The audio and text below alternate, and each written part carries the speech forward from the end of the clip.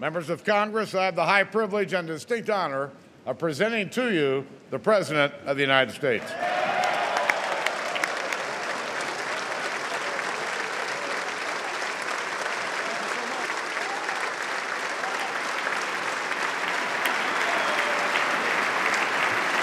Thank you.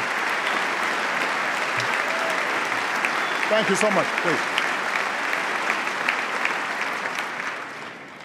Mr. Speaker, Mr. Vice President, members of Congress, my fellow Americans. We are 15 years into this new century. 15 years that dawned with terror touching our shores, that unfolded with a new generation fighting two long and costly wars, that saw a vicious recession spread across our nation and the world. It has been and still is a hard time for many. But tonight, we turn the page. Tonight, after a breakthrough year for America, our economy is growing and creating jobs at the fastest pace since 1999.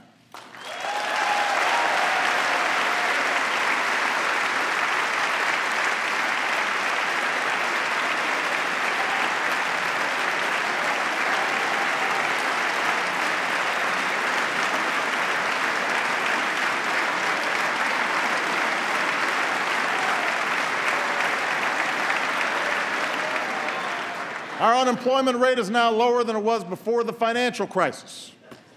More of our kids are graduating than ever before. More of our people are insured than ever before.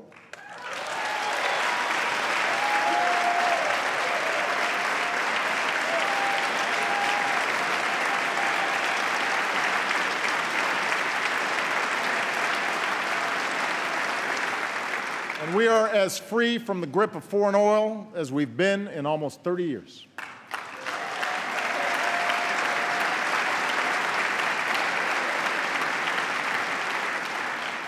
Tonight, for the first time since 9/11, our combat mission in Afghanistan is over.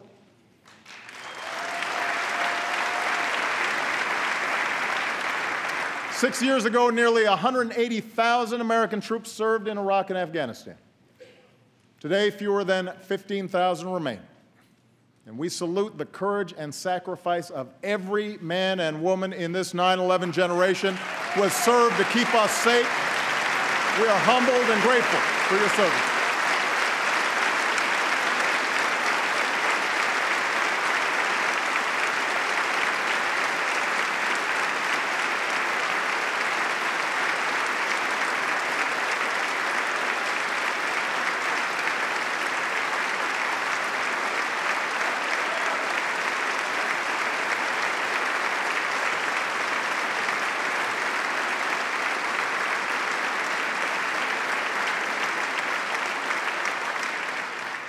America, for all that we have endured, for all the grit and hard work required to come back, for all the tasks that lie ahead, know this: the shadow of crisis has passed, and the state of the Union is strong.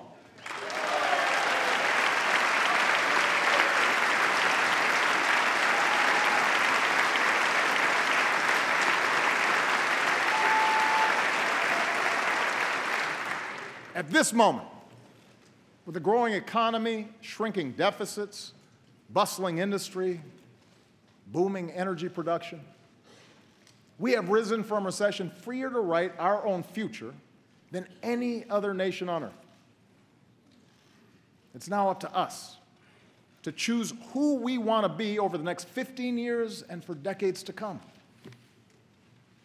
Will we accept an economy where only a few of us do spectacularly well? Or will we commit ourselves to an economy that generates rising incomes and chances for everyone who makes the effort?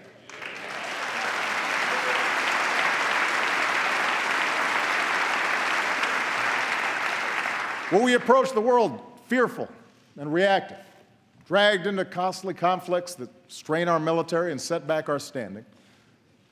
Or will we lead wisely, using all elements of our power to defeat new threats and protect our planet? Will we allow ourselves to be sorted into factions and turned against one another? Or will we recapture the sense of common purpose that has always propelled America forward? In 2 weeks, I will send this Congress a budget filled with ideas that are practical, not partisan. And in the months ahead, I'll crisscross the country making a case for those ideas. So tonight, I want to focus less on a checklist of proposals and focus more on the values at stake in the choices before us. It begins with our economy. 7 years ago, Rebecca and Ben Earler of Minneapolis were newlyweds.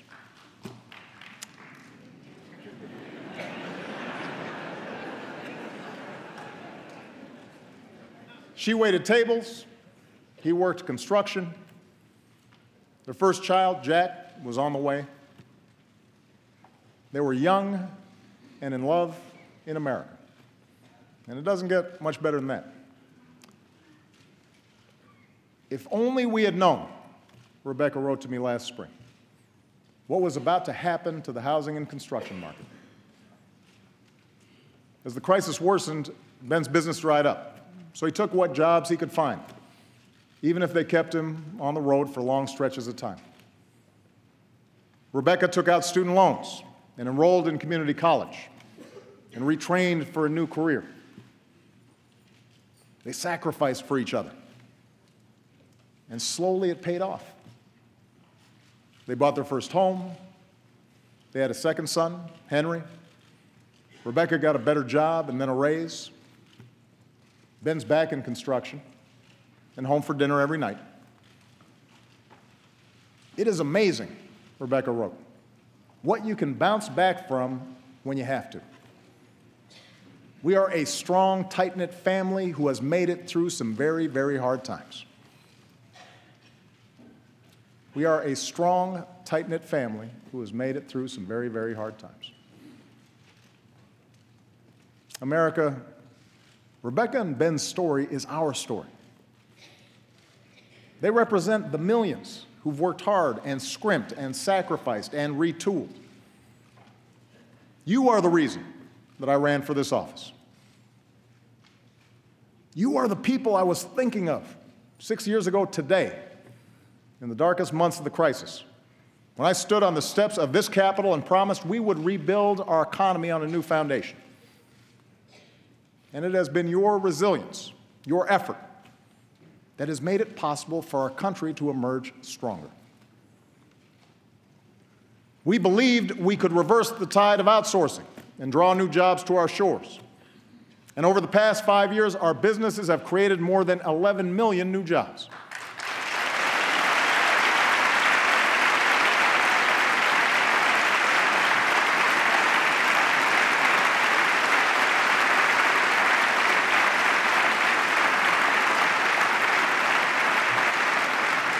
We believed we could reduce our dependence on foreign oil and protect our planet.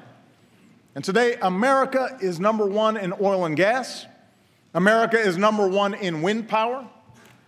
Every 3 weeks, we bring online as much solar power as we did in all of 2008. And thanks to lower gas prices and higher fuel standards, the typical family this year should save about $750 at the pump.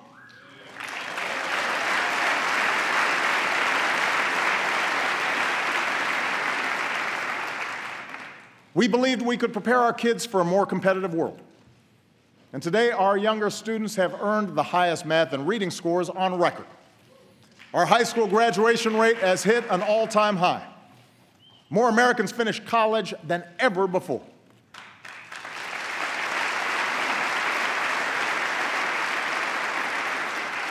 We believed that sensible regulations could prevent another crisis, shield families from ruin, and encourage fair competition. Today, we have new tools to stop taxpayer-funded bailouts and a new consumer watchdog to protect us from predatory lending and abusive credit card practices. And in the past year alone, about 10 million uninsured Americans finally gained the security of health coverage.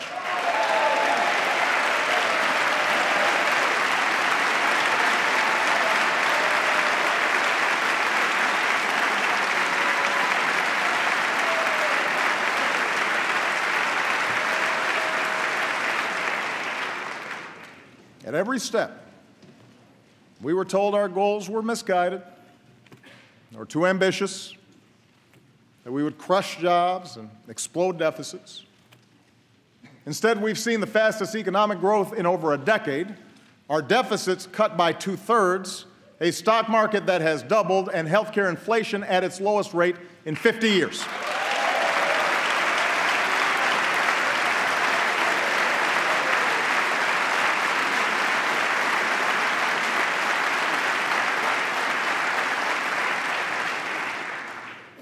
This is good news, people.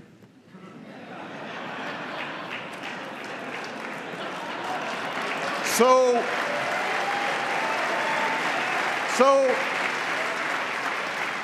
the verdict is clear. Middle-class economics works. Expanding opportunity works. And these policies will continue to work as long as politics don't get in the way. We can't slow down businesses or put our economy at risk with government shutdowns or fiscal showdowns. We can't put the security of families at risk by taking away their health insurance or unraveling the new rules on Wall Street or refighting past battles on immigration when we've got to fix a broken system. And if a bill comes to my desk that tries to do any of these things, I will veto it. It will have earned my veto.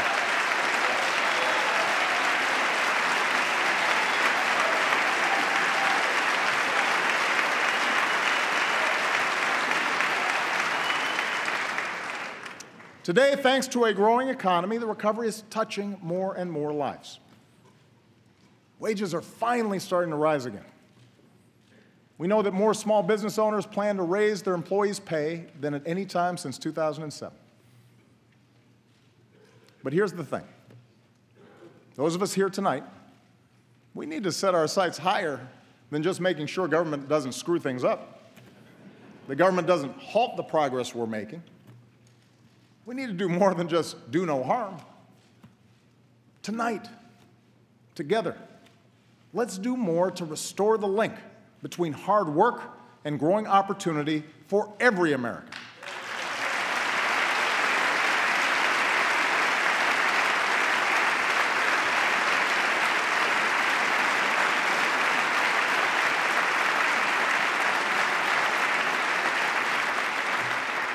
Because families like Rebecca's still need our help.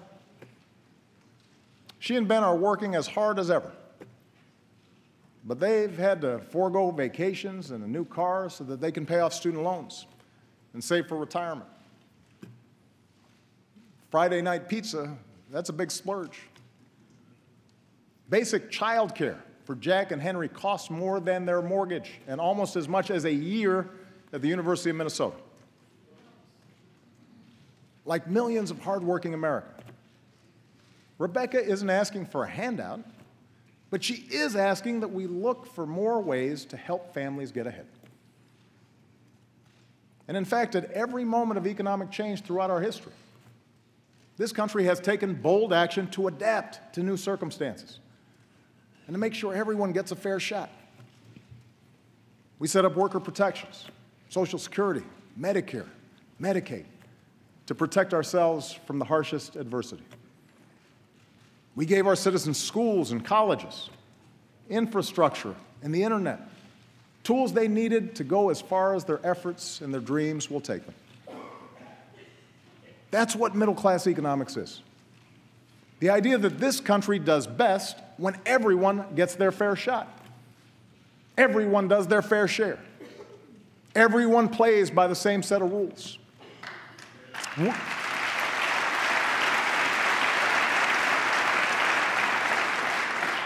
We don't just want everyone to share in America's success, we want everyone to contribute to our success. So what does middle-class economics require in our time? First, middle-class economics means helping working families feel more secure in a world of constant change. It means helping folks afford childcare, college, health care, a home, retirement. And my budget will address each of these issues, lowering the taxes of working families and putting thousands of dollars back into their pockets each year.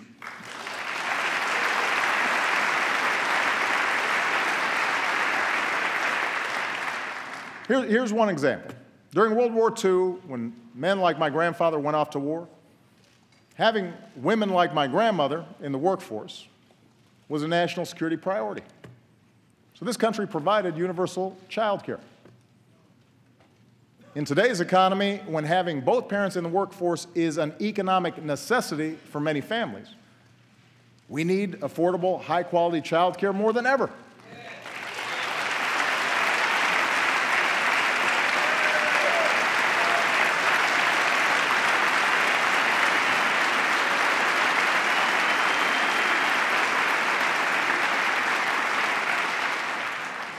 It's not a nice to have, it's a must have. So it's time we stop treating child care as a side issue or as a women's issue and treat it like the national economic priority that it is for all of us.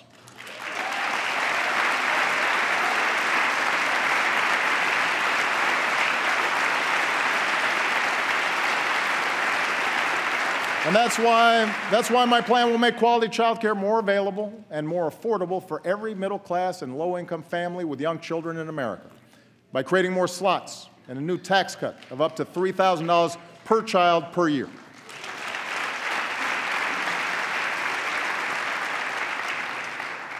Here's another example. Today, we are the only advanced country on earth that doesn't guarantee paid sick leave or paid maternity leave to our workers.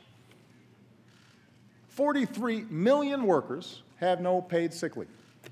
43 million. Think about that. And that forces too many parents to make the gut-wrenching choice between a paycheck and a sick kid at home. So I'll be taking new action to help states adopt paid leave laws of their own. And since paid sick leave won where it was on the ballot last November, let's put it to a vote right here in Washington. Send me a bill that gives every worker in America the opportunity to earn 7 days of paid sick leave. That's the right thing to do. It's the right thing to do.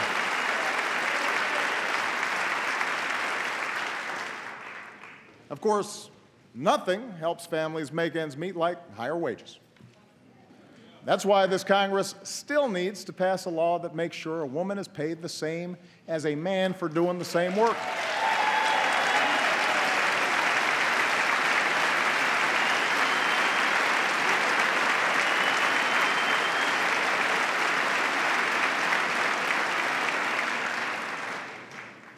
I mean, it's 2015.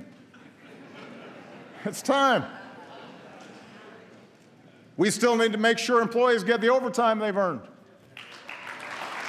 And everyone in this Congress who still refuses to raise the minimum wage, I say this: if you truly believe you could work full-time and support a family on less than $15,000 a year, try it. If not, vote to give millions of the hardest working people in America a raise.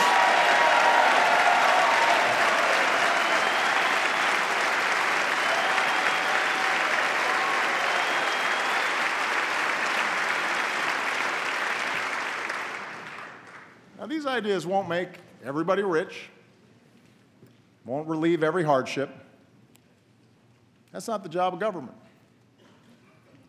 To give working families a fair shot, we still need more employers to see beyond next quarter's earnings and recognize that investing in their workforce is in their company's long-term interest. We still need laws that strengthen rather than weaken unions and give American workers a voice. But you know, things like child care and sick leave and equal pay, things like lower mortgage premiums and a higher minimum wage. These ideas will make a meaningful difference in the lives of millions of families. That's a fact. And that's what all of us, Republicans and Democrats alike, were sent here to do. And second, to make sure folks keep earning higher wages down the road, we have to do more to help Americans upgrade their skills. You know, America thrived in the 20th century because we made high school free, sent a generation of GIs to college, trained the best workforce in the world. We were ahead of the curve. But other countries caught on. And in a 21st century economy that rewards knowledge like never before, we need to up our game. We need to do more. By the end of this decade, 2 in 3 job openings will require some higher education. 2 in 3. And yet we still live in a country where too many bright, striving Americans are priced out of the education they need. It's not fair to them, and it's sure not smart for our future. And that's why I'm sending this Congress a bold new plan to lower the cost of community college to zero.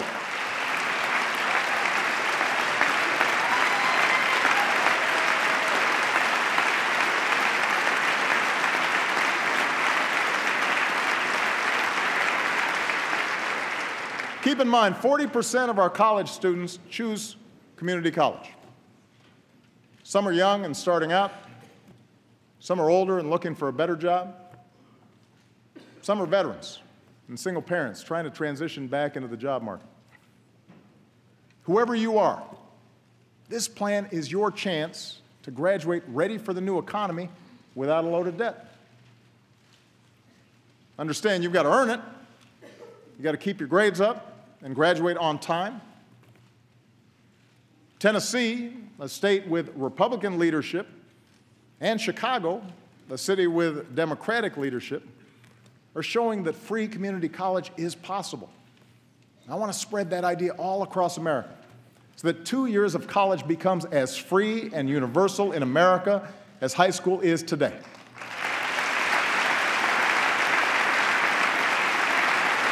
Let's stay ahead of the curve. And I want to work with this Congress to make sure those already burdened with student loans can reduce their monthly payments so that student debt doesn't derail anyone's dreams.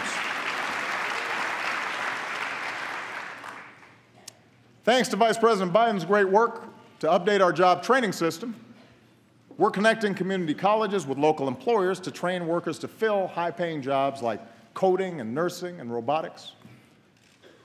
Tonight, I'm also asking more businesses to follow the lead of companies like CVS and UPS and offer more educational benefits and paid apprenticeships, opportunities that give workers the chance to earn higher-paying jobs even if they don't have a higher education.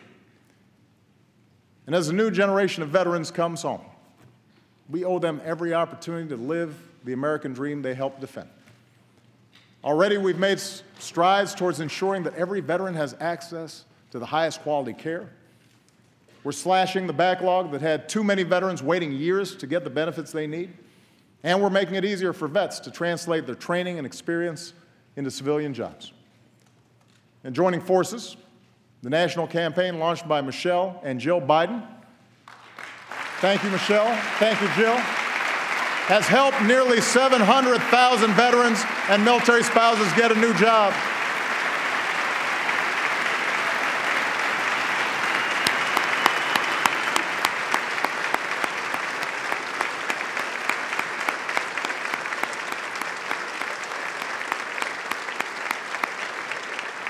So to every CEO in America, let me repeat, if you want somebody who's going to get the job done and done right, hire a veteran.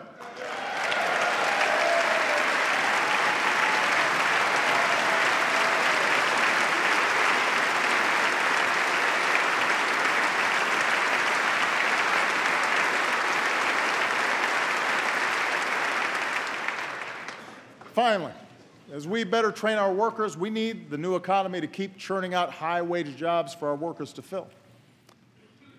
Since 2010, America has put more people back to work than Europe, Japan, and all advanced economies combined.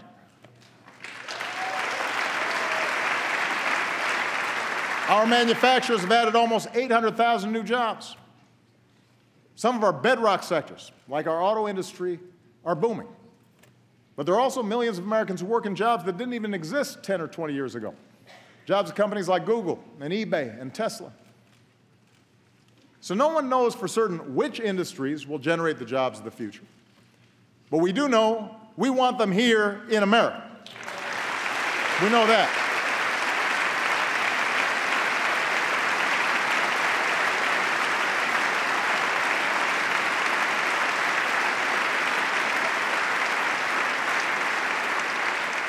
And that's why the third part of middle-class economics is all about building the most competitive economy anywhere, the place where businesses want to locate and hire. 21st century businesses need 21st century infrastructure, modern ports and stronger bridges, faster trains, and the fastest internet. Democrats and Republicans used to agree on this.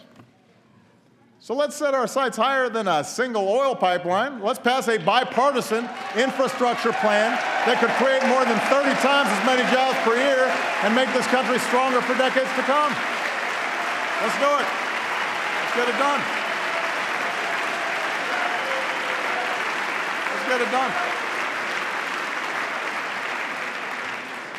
21st century businesses, including small businesses, need to sell more American products overseas. Today, our businesses export more than ever, and exporters tend to pay their workers higher wages. But as we speak, China wants to write the rules for the world's fastest growing region. That would put our workers and our businesses at a disadvantage. Why would we let that happen? We should write those rules. We should level the playing field.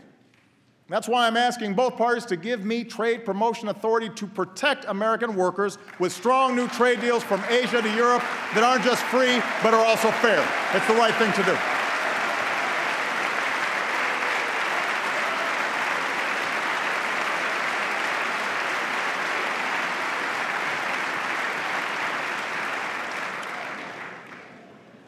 Look, I'm the first one to admit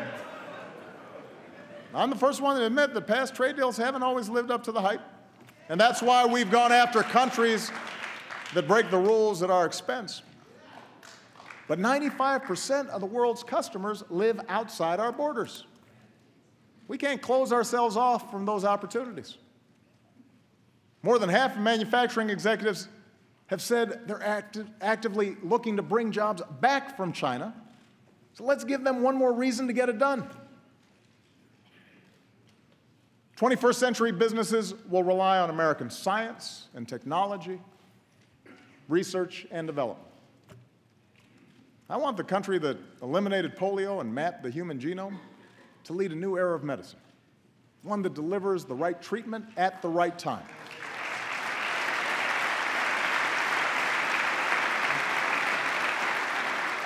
In some patients with cystic fibrosis, this approach has reversed a disease once thought unstoppable. So tonight I'm launching a new precision medicine initiative to bring us closer to curing diseases like cancer and diabetes, and to give all of us access to the personalized information we need to keep ourselves and our families healthier. We can do this.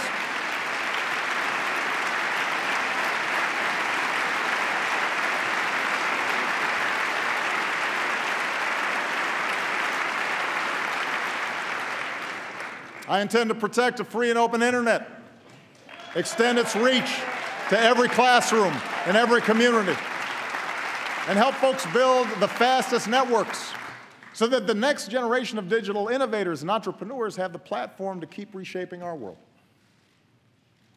I want Americans to win the race for the kinds of discoveries that unleash new jobs, converting sunlight into liquid fuel, creating revolutionary prosthetics so that a veteran who gave his arms for his country can play catch with his kids again, pushing out into the solar system, not just to visit, but to stay.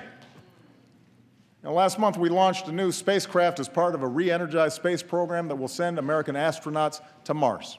And in 2 months, to prepare us for those missions, Scott Kelly will begin a year-long stay in space.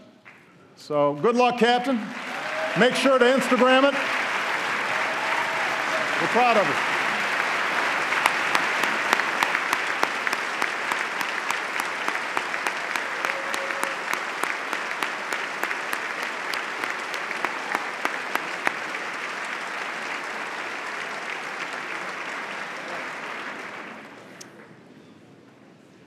Now, the truth is, when it comes to issues like infrastructure and basic research, I know there's bipartisan support in this chamber.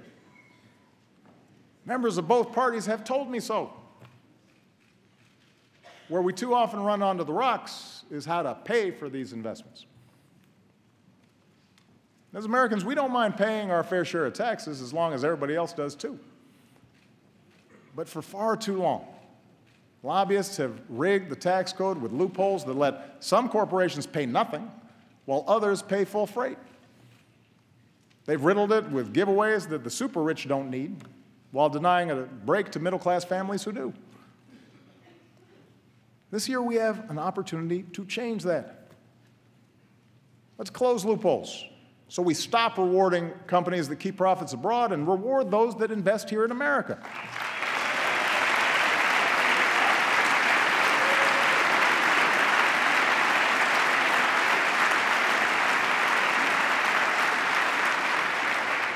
Let's use those savings to rebuild our infrastructure and to make it more attractive for companies to bring jobs home.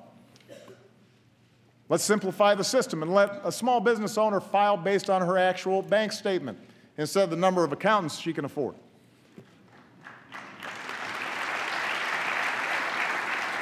And let's close the loopholes that lead to inequality by allowing the top 1% to avoid paying taxes on their accumulated wealth. We can use that money to help more families pay for child care and send their kids to college. We need a tax code that truly helps working Americans trying to get a leg up in the new economy, and we can achieve that together.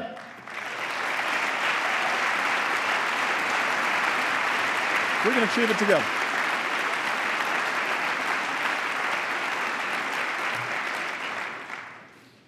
Helping hardworking families make ends meet, giving them the tools they need for good-paying jobs in this new economy, maintaining the conditions of growth and competitiveness. This is where America needs to go. I believe it's where the American people want to go. It'll make our economy stronger a year from now, 15 years from now, and deep into the century ahead. Of course, if there's one thing this new century has taught us, is that we cannot separate our work here at home from challenges beyond our shores. My first duty as Commander-in-Chief is to defend the United States of America. In doing so, the question is not whether America leads in the world, but how. When we make rash decisions, reacting to the headlines instead of using our heads, when the first response to a challenge is to send in our military, then we risk getting drawn into unnecessary conflicts and neglect the broader strategy we need for a safer, more prosperous world. That's what our enemies want us to do. I believe in a smarter kind of American leadership. We lead best when we combine military power with strong diplomacy, when we leverage our power with coalition building, when we don't let our fears blind us to the opportunities that this new century presents. That's exactly what we're doing right now. And around the globe, it is making a difference. First, we stand united with people around the world who've been targeted by terrorists, from a school in Pakistan to the streets of Paris. We will continue to hunt down terrorists and dismantle their networks, and we reserve the right to act unilaterally, as we have done relentlessly since I took office, to take out terrorists who pose a direct threat to us and our allies.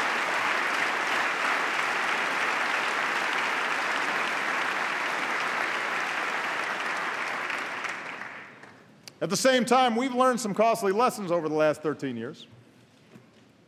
Instead of Americans patrolling the valleys of Afghanistan, we've trained their security forces, who've now taken the lead. And we've honored our troops' sacrifice by supporting that country's first democratic transition. Instead of sending large ground forces overseas, we're partnering with nations from South Asia to North Africa to deny safe haven to terrorists who threaten America. In Iraq and Syria, American leadership, including our military power, is stopping ISIL's advance. Instead of getting dragged into another ground war in the Middle East, we are leading a broad coalition, including Arab nations, to degrade and ultimately destroy this terrorist group. We're also supporting a moderate opposition in Syria that can help us in this effort, and assisting people everywhere who stand up to the bankrupt ideology of violent extremism. Now, this effort will take time. It will require focus. But we will succeed. And tonight, I call on this Congress to show the world that we are united in this mission by passing a resolution to authorize the use of force against ISIL. We need that authority. Second, we're demonstrating the power of American strength and diplomacy. We're upholding the principle that bigger nations can't bully the small by opposing Russian aggression and supporting Ukraine's democracy and reassuring our NATO allies.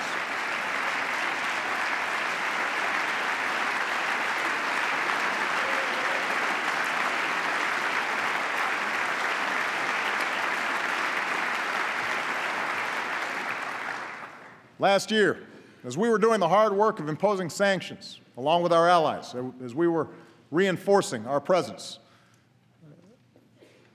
with the frontline states, Mr. Putin's aggression, it was suggested, was a masterful display of strategy and strength. That's what I heard from some folks. Well, today, it is America that stands strong and united with our allies, while Russia is isolated with its economy in tatters. That's how America leads, not with bluster, but with persistent, steady resolve.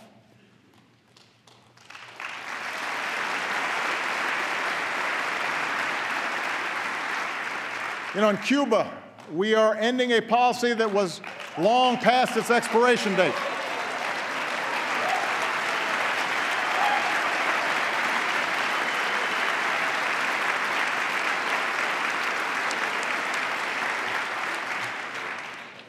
When what you're doing doesn't work for 50 years, it's time to try something new. And our shift in Cuba policy has the potential to end a legacy of mistrust in our hemisphere. It removes a phony excuse for restrictions in Cuba, stands up for democratic values, and extends the hand of friendship to the Cuban people.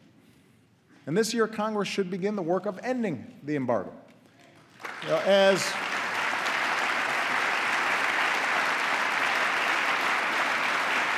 His Holiness Pope Francis has said, diplomacy is the work of small steps. These small steps have added up to new hope for the future in Cuba. And after years in prison, we are overjoyed that Alan Gross is back where he belongs. Welcome home, Alan. We're glad you're here.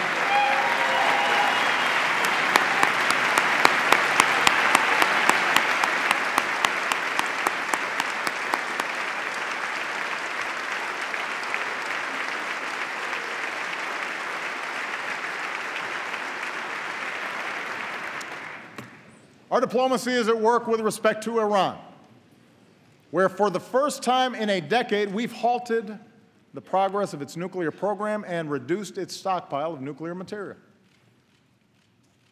Between now and this spring, we have a chance to negotiate a comprehensive agreement that prevents a nuclear-armed Iran, secures America and our allies, including Israel, while avoiding yet another Middle East conflict. There are no guarantees that negotiations will succeed. And I'd keep all options on the table to prevent a nuclear Iran.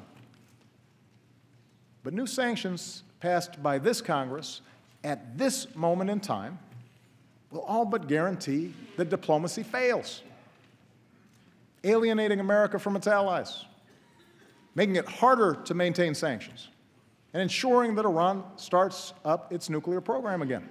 It doesn't make sense. And that's why I will veto any new sanctions bill that threatens to undo this progress.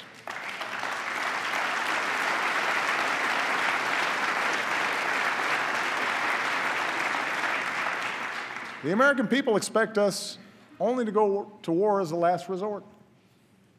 And I intend to stay true to that wisdom. Third, we're looking beyond the issues that have consumed us in the past to shape the coming century. No foreign nation, no hacker should be able to shut down our networks, steal our trade secrets, or invade the privacy of American families, especially our kids.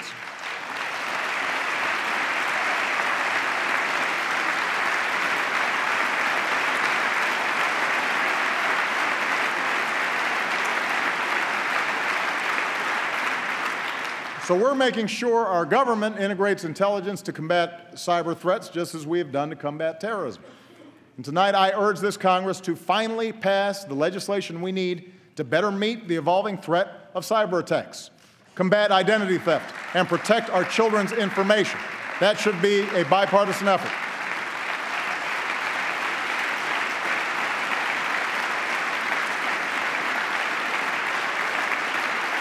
You know,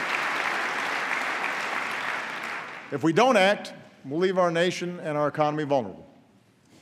If we do, we can continue to protect the technologies that have unleashed untold opportunities for people around the globe. In West Africa, our troops, our scientists, our doctors, our nurses, our healthcare workers are rolling back Ebola, saving countless lives and stopping the spread of disease.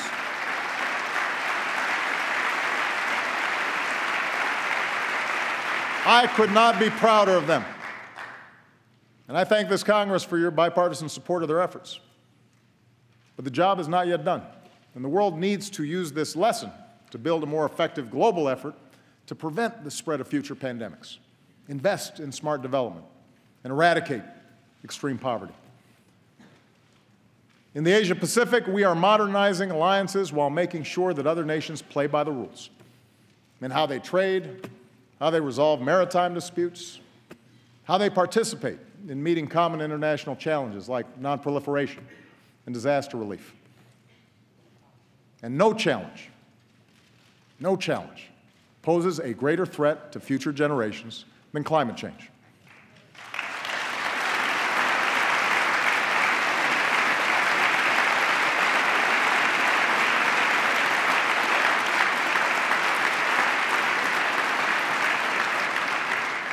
2014 was the planet's warmest year on record. Now, one year doesn't make a trend, but this does. 14 of the 15 warmest years on record have all fallen in the first 15 years of this century. I've heard some folks try to dodge the evidence by saying they're not scientists, that we don't have enough information to act. Well, I'm not a scientist either. But you know what? I know a lot of really good scientists at NASA and at NOAA and at our major universities. And the best scientists in the world are all telling us that our activities are changing the climate. And if we don't act forcefully, we'll continue to see rising oceans, longer, hotter heat waves, dangerous droughts and floods, and massive disruptions that can trigger greater migration and conflict and hunger around the globe. The Pentagon says that climate change poses immediate risks to our national security. We should act like it. And that's why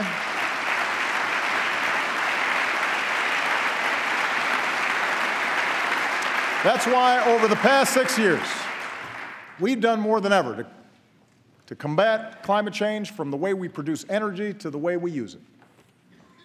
That's why we've set aside more public lands and waters than any administration in history. And that's why I will not let this Congress endanger the health of our children by turning back the clock on our efforts. I am determined to make sure that American leadership drives international action.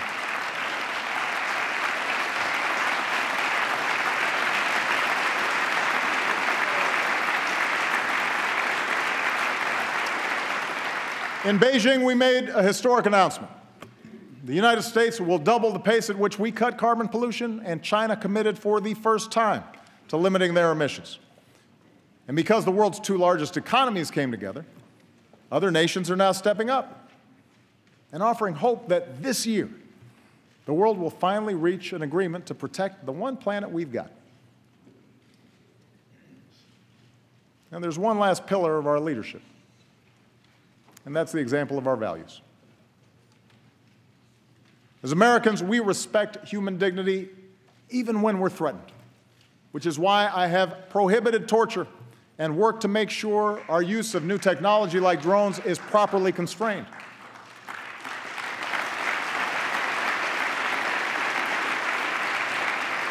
It's why we speak out against the deplorable anti-Semitism that has resurfaced in certain parts of the world. It's why we continue to reject offensive stereotypes of Muslims, the vast majority of whom share our commitment to peace. That's why we defend free speech and advocate for political prisoners and condemn the persecution of women or religious minorities or people who are lesbian, gay, bisexual, or transgender. We do these things not only because they are the right thing to do, but because ultimately they will make us safer.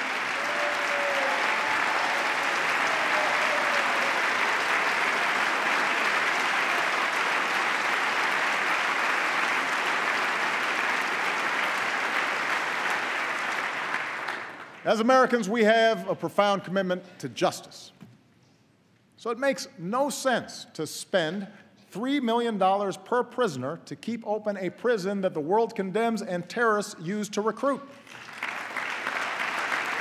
Since I've been president, we've worked responsibly to cut the population of Gitmo in half.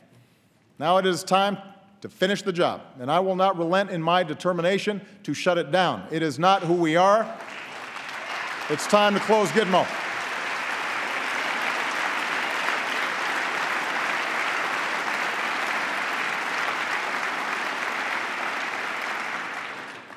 As Americans, we cherish our civil liberties, and we need to uphold that commitment if we want maximum cooperation from other countries and industry in our fight against terrorist networks. So while some have moved on from the debates over our surveillance programs, I have not. As promised, our intelligence agencies have worked hard with the recommendations of privacy advocates to increase transparency and build more safeguards against potential abuse. And next month, we'll issue a report on how we're keeping our promise to keep our country safe while strengthening privacy. Looking to the future instead of the past. Making sure we match our power with diplomacy and use force wisely. Building coalitions to meet new challenges and opportunities. Leading always with the example of our values. That's what makes us exceptional. That's what keeps us strong. That's why we have to keep striving to hold ourselves to the highest of standards, our own. You know, just over a decade ago, I gave a speech in Boston where I said there wasn't a liberal America or a conservative America, a black America or a white America, but a United States of America.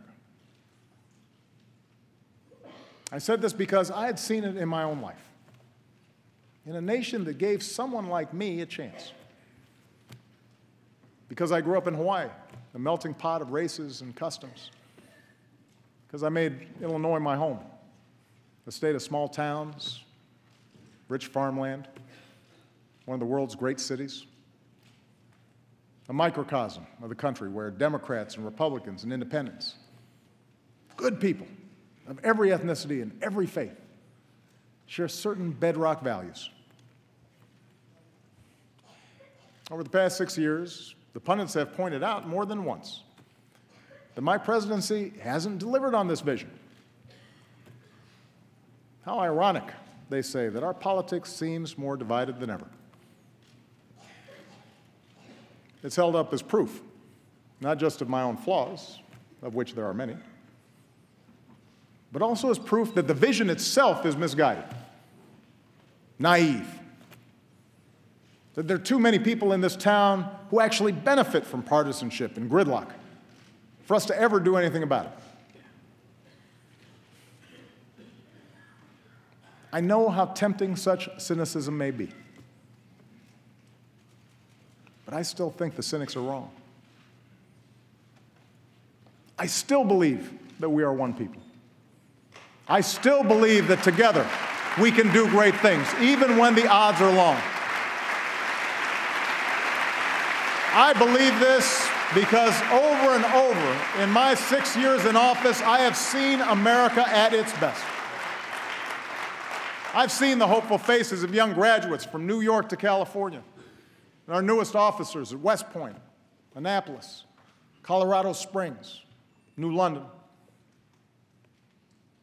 I've mourned with grieving families in Tucson and Newtown, in Boston, in West Texas, and West Virginia.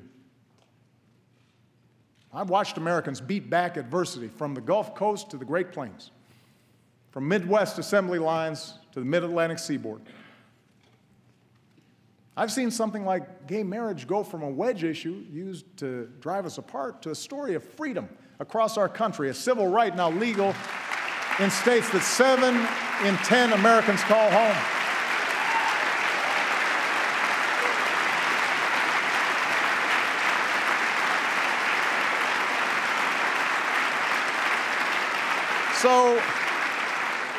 So I know the good and optimistic and big-hearted generosity of the American people, who every day live the idea that we are our brother's keeper and our sister's keeper. And I know they expect those of us who serve here to set a better example.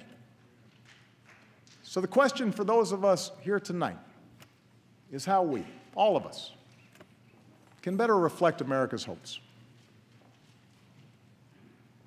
I've served in Congress with many of you. I know many of you well. There are a lot of good people here on both sides of the aisle. And many of you have told me that this isn't what you signed up for. Arguing past each other on cable shows, the constant fundraising, always looking over your shoulder at how the base will react to every decision. Imagine if we broke out of these tired old patterns. Imagine if we did something different. Understand, a better politics isn't one where Democrats abandon their agenda or Republicans simply embrace mine. A better politics is one where we appeal to each other's basic decency instead of our basest fears. A better politics is one where we debate without demonizing each other, where we talk issues and values and principles and facts rather than gotcha moments or trivial gaffes or fake controversies that have nothing to do with people's daily lives. A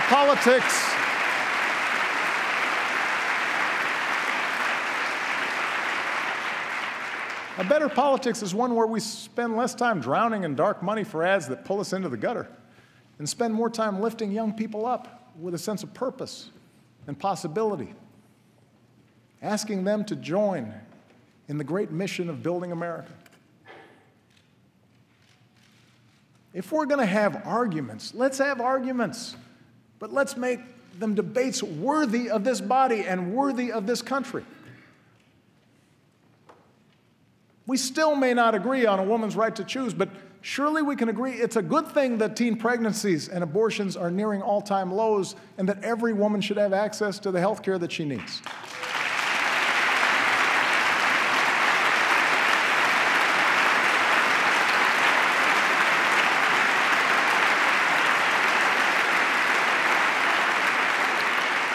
Yes, passions still fly on immigration, but surely we can all see something of ourselves in the striving young student and agree that no one benefits when a hardworking mom is snatched from her child, and then it's possible to shape a law that upholds our tradition as a nation of laws and a nation of immigrants. I've talked to Republicans and Democrats about that. That's something that we can share. We may go at it in campaign season, but surely we can agree that the right to vote is sacred, that it's being denied to too many, and that on this 50th anniversary of the Great March from Selma to Montgomery and the passage of the Voting Rights Act, we can come together, Democrats and Republicans, to make voting easier for every single American.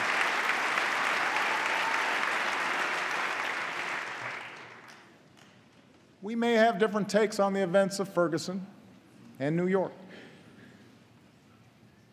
but surely we can understand a father who fears his son can't walk home without being harassed.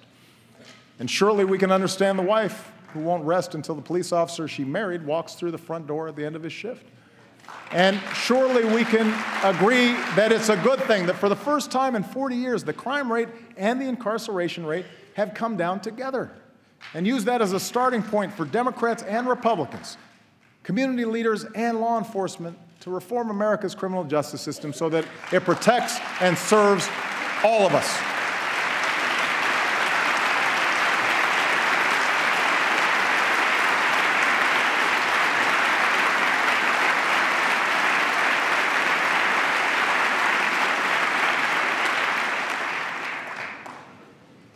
That's a better politics.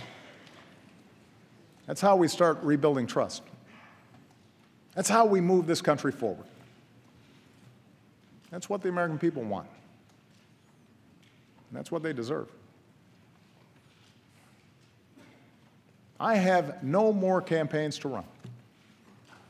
My only agenda, I know because I won both of them.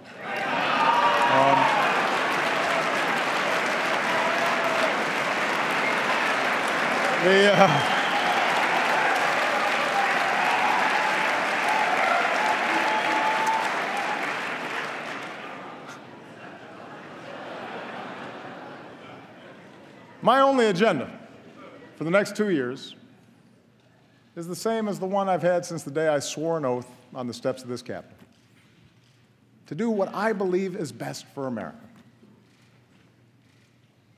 If you share the broad vision I outlined tonight, I ask you to join me in the work at hand. If you disagree with parts of it, I hope you'll at least work with me where you do agree. And I commit to every Republican here tonight that I will not only seek out your ideas, I will seek to work with you to make this country stronger.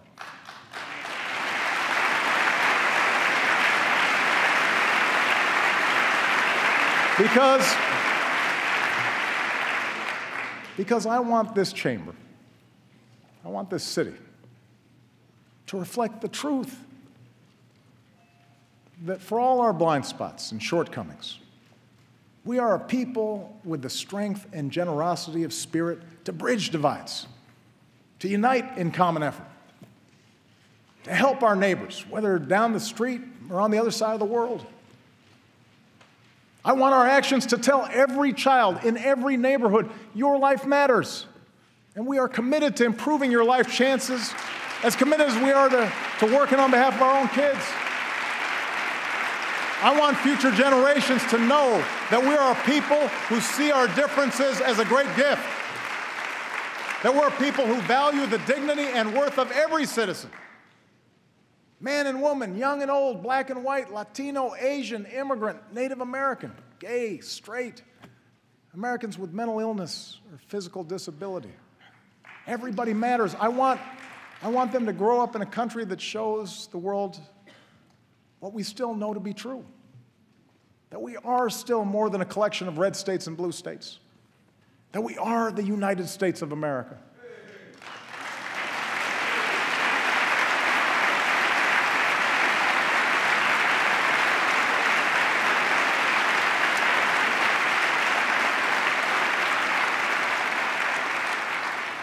I want them to grow up in a country where a young mom can sit down and write a letter to her president with a story that sums up these past 6 years. It's amazing what you can bounce back from when you have to. We are a strong, tight-knit family who's made it through some very, very hard times.